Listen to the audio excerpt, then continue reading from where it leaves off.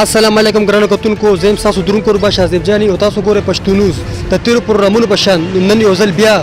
په چکوتی کې شګو ډسپنسري په نوم باندې یادېږي دلته بیا یو ځل پولیو مهم ته تقریبا انعقاد شوی دی دلته موږ راغلو تاسو په پروګرام خو وطن نه بورزو ډیز سه په کوم راغلي دي ناظر صاحب هم راغلي دي ای سره ملاوي کو او پولیو په حواله سره خبرې اترې کو نو موږ سره چرته مزه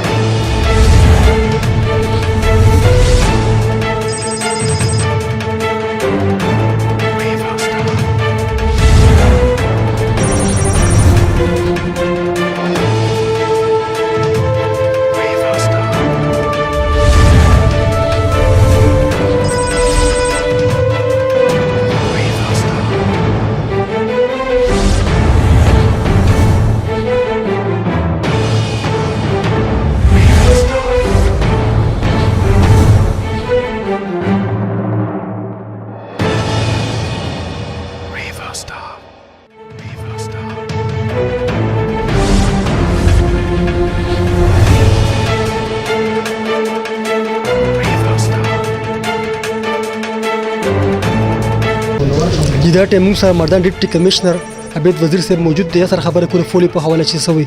السلام علیکم جی وعلیکم السلام جی ماشاءالله مرdan کې د زل غټر دوپونه کم نمونه غسر شي وي ټیسټونه چې کوم شولې بټری کې نو غفاز ټورل فولي وایرس په سرګن نکړي شو نو تاسو دا څه کم اقدامات وجد کړو چې دا وایرس ختم کړي شو بسم الله الرحمن الرحیم اول خو زه خپل مرdan دی اولستا په دې مبارکي ورکوم چې ټولو نه شارټ ټایم کې موږ د پولیو وایرس د انوایرنمنت نه ختم کوو دوه میاشتې موږ سره پازیټیو راغو او په درې میاشت موږ دا نیگیټیو کو نو دا یو ډېر غټ اچیومنټ دی که تاسو نور ډسټرکټو کې وګورئ کوم ځایونو کې چې پازیټیو دی نو کال نه چلیږي بلکې د کال نه زیات ټایم کېږي په دې کې اقدامات دا وي چې یو خو کمپین ډېر په سوچ سمجھ سره ښه په پلانینګ سره او په دې کې زموږ چې د فرنٹ لاین ورکرز دي دغه کمټمنټ زموږ چې مرdan حواله سره ډېر کمیټډ زموږ ورکرز دي زموږ چې د ډي پی سی آر کوم ټیم دی هغه په دې کې خپل ښه پورا مهنت کړی دی او ټولو نه زیات په دې کې موږ سره زموږ د اولس ډېر زیات مرسته کړې ده نو ټولو نه زیاته مبارکي یا د ټولو نه زیاته زما چې په دې کې موږ ویټیج ورکو زموږ د مرdan اولس ته چې هغه موږ سره د پولیو ختمول حواله سره ډېر زیاته مرسته وکړه مخکې پر مصف لرننګ دي چې دا وایرس به دوباره را نشي پولیو وایرس اني ټایم راتلی شي نو د لپاره صرف دا نه چې ختمول دي هغه د روکثام د پاره خو پوره دغه سي کمپاین چلول دي لکه دا تیر 100 میاشتې او چلول نو ان شاء الله زموږ د ډي پی سی آر ټیم زموږ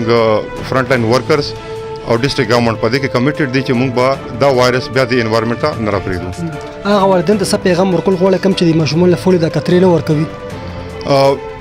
مرdan حواله سره خو موږ خوش قسمت یو چې موږ سره ډیر کم داسې والدین دي چې هغه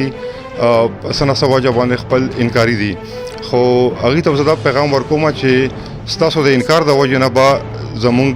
ماشومانو ته نقصان رسي چې څنګه تاسو پته ډیر والدین داسې دي چې خپل وړو فولي د کترې نه ورکوي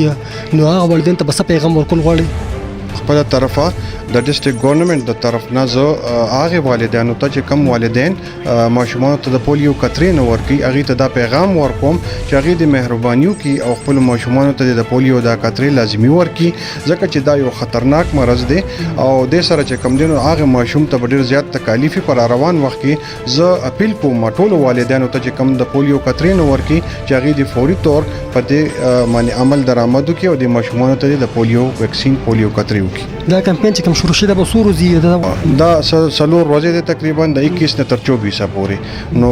ان شاء الله تعالی د کې با دا ټیم پورا چې کم دی پورا ضلع کې به دا کار شروع کیږي بلکې پورا کې پی کې سٹارټ ته موږ په خپل ضلع باندې توجه ورکو چې ان شاء الله تعالی موږ کوشش دا دی د کې موږ سره 75 یونین کونسلز ټوټل موږ سره په دې ضلع باندې موجود دي ان شاء الله زموږ کوشش په دی چې هر یو یونین کونسل ته موږ ورورسو او پورا